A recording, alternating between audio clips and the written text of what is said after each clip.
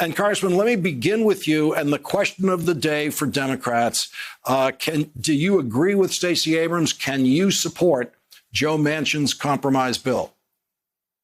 Lawrence, I think this is like Christmas kind of come early, because this meets the thresholds of what we talked about last time I was on your show, which is number one, it allows Americans to register to vote, allows them to vote early by mail and on election day, free from interference, and it makes sure their votes are counted and not diluted through partisan gerrymandering. And so, the first hurdle we had to get over was to get enough Democratic votes in the Senate for a voting rights bill.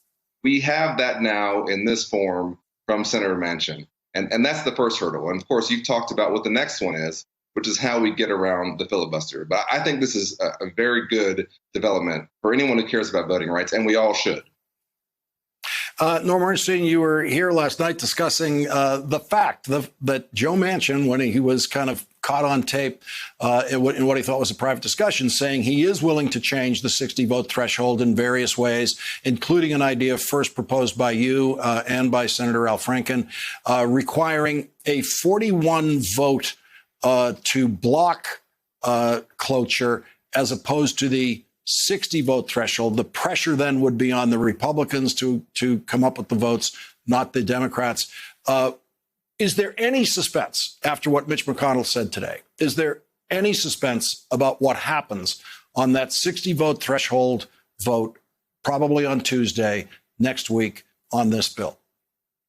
None whatsoever, Lawrence. And if you noticed in that little clip with Mitch McConnell, he had Roy Blunt on one side of him and John Barrasso on the other.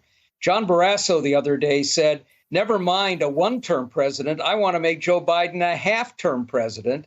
And Roy Blunt, who in that private conversation Joe Manchin said was his very dear friend, immediately came out and said, no way would I do this, and then turned around and said, now it's the Stacey Abrams bill, which itself is a pretty awful thing to have done.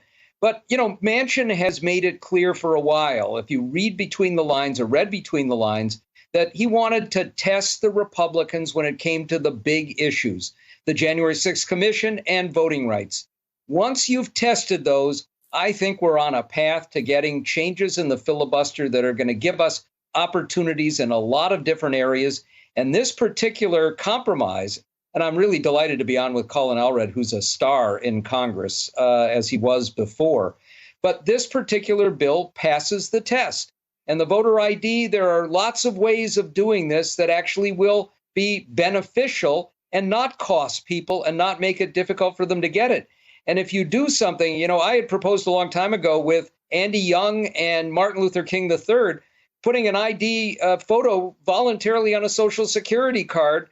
You can get anywhere, get it in a post office. It won't cost anything. And then you can use it in state and local elections as well as federal ones.